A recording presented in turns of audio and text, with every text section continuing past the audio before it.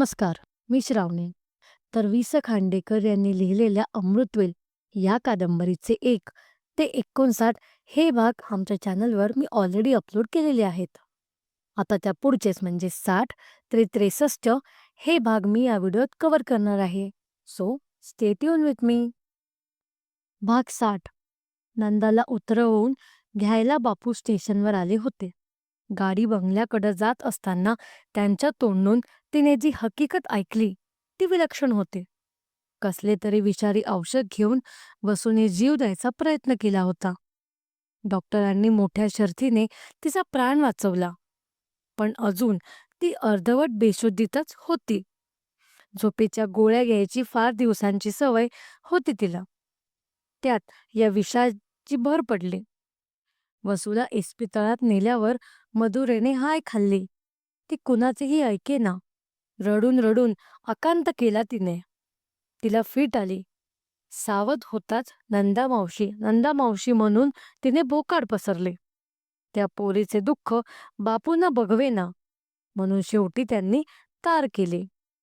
हे सारे ऐकूनही वसूने जीव द्यायचा प्रयत्न करण्यासारखे काय घडले होते हे नंदाला कळले नाही. ती दुग्ध्यात पडले. पण गाडी बंगल्यापाशी आल्यामुळं तिला बापूंना अधिक खोलून विचारताही येईना. भाग 61. वरांड्यात मधुरा तिची वाट पाहत उभी होती. गाडी थांबताच ती धावली. नंदाला तिने कडकडून मिठी मारले. मग तिचे एकत्र ध्रुवपद सुरू झाले. पुन्हा जाणार नाहीस ना तू मुंबईला? नाही नाही म्हणून तिचे समाधान करता करता नंदाच्या नाकी नऊ आले. चहा झाल्यावर बापूंना घेऊन ते आपल्या खोलीत गेले.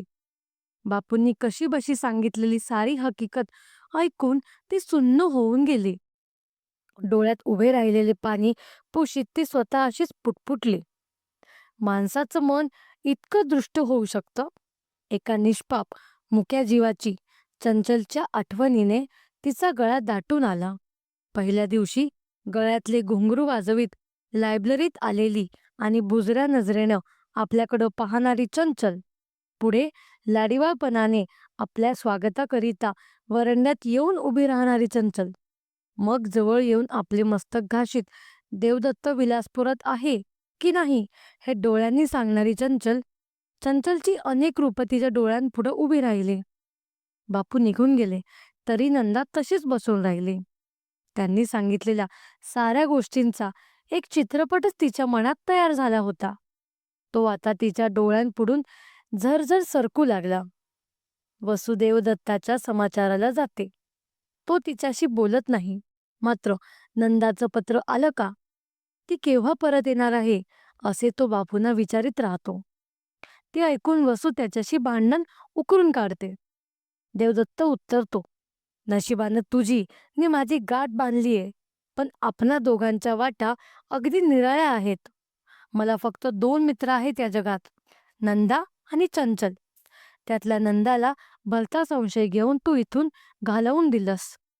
फार दुष्ट आहेस तू. त्याच्या बोलण्याने वसू चिडते, बेभान होते. चंदनगडावरल्या ऐकीव गोष्टींचे तिखट मीठ लावून वर्णन करते.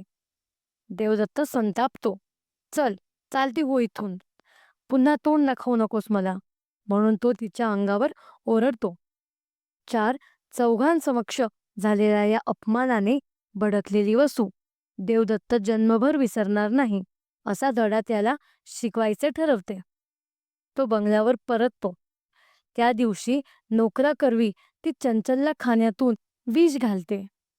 देवदत्ताच्या डोळ्यांसमोर त्याची लाडकी बेटी तडफडत मरते.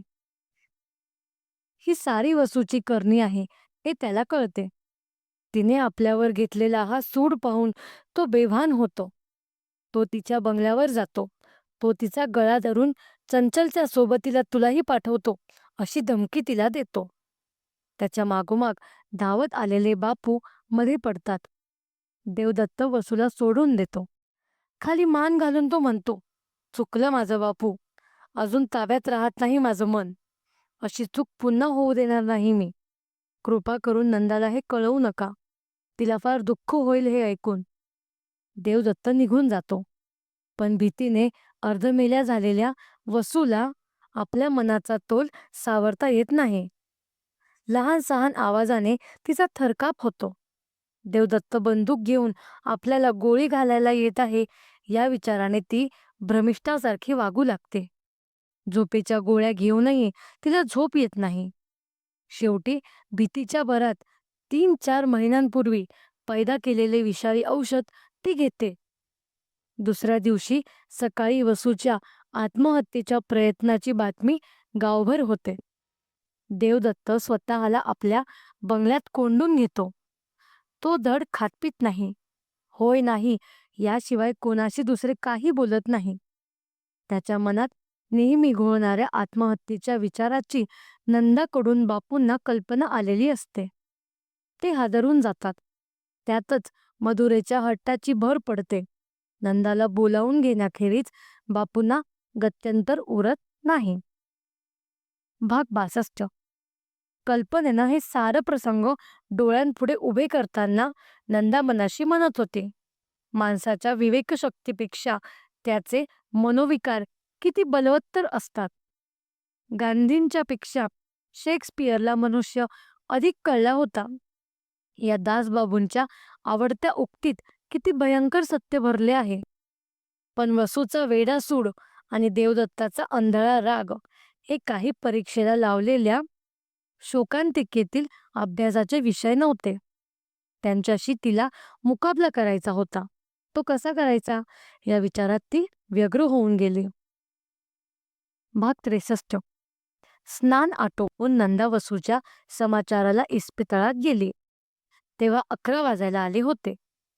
वसूच्या बिछाण्यापाशी उभे राहून तिने मायेने भरलेल्या पण कातर अशा स्वराने हाक मारली, वसू. पण काही उत्तर आले नाही. वसूच्या हातापायात अस्वस्थ चाळा मात्र सुरू होता. मध्येच ते डोळे उघडून क्षणभर इकडे तिकडे पाहत होते. पण आजूबाजूची माणसे तिला ओळखता येत नसावीत. वसूची ही स्थिती पाहून नंदाला बडबडून आले.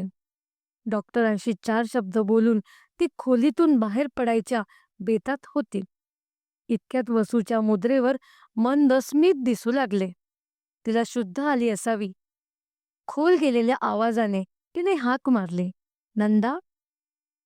नंदा आनंदाने तिच्याजवळ गेली. तिच्या केसांवरून हात फिरवू लागली. अजान बालकाप्रमाणे नंदाकडं टकमक पाहत वसू पुटपुटली, मला जगायचंय, मला जगावंसं वाटतंय ग. लगेच तिच्या डोळ्यांतून घळघळा पाणी वाहू लागले. तिच्या तोंडावरून आपला गहिवरलेला हात फिरवीत नंदा म्हणाली, वेडी कुठली, हा हा म्हणता बरी होशील तू. मागचं सारं विसरून जा. म्हणजे नंदाच्या या शब्दांसरशी वसूची चर्या एकदम बदलली. तिच्या मुद्रेवरले स्मित मावळले. नजरेतल्या भाल्याने नंदाला बोक्सीत ती ओरडली, नाटकी, सटवी, माझ्या संसारात बिबा घालायला आलीये. चल, चालती हो, जा, जा इथून.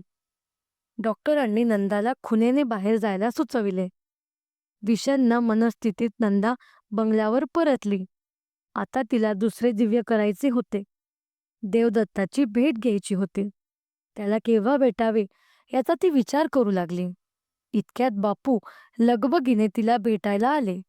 तिच्या हातात एक लिफाफा देत ते म्हणाले, तू आल्याचं मी देवदत्तांना सांगितलं. कितीतरी वेळ ते काहीच बोलले नाहीत. मग तुला देण्यासाठी त्यांनी हे पत्र माझ्याकडं दिलं. आतले पत्र चांगले जाडजूड होते, पण लिफाफ्यावर कुणाचेच नाव नव्हते. आपली भेट टाळण्याकरिता देवदत्तने हे पत्र पाठवले नसेल ना, अशी शंका तिला आली. अस्वस्थ मनाने तिने लिफाफ्यातले पत्र बाहेर काढले. छे, ते अक्षर देवदत्ताचे नव्हते. बायकी अक्षर वाटत होते ते. गोंधळलेल्या मनस्थितीतच ती ते पत्र वाचू लागली. तुम्हाला हे भाग कसे वाटले याच्याबद्दल आम्हाला नक्की कळवा आणि तुम्हाला यानंतर कोणतं ऑडिओबुक ऐकायला आवडेल हे आम्हाला कमेंट सेक्शनमध्ये सांगा. अशाच सुंदर सुंदर ऑडिओबुकसाठी आमच्या चॅनलला लाईक, शेअर आणि सबस्क्राईब करा. So stay tune with me. ऐकत राहा आणि स्वतःची काळजी घ्या.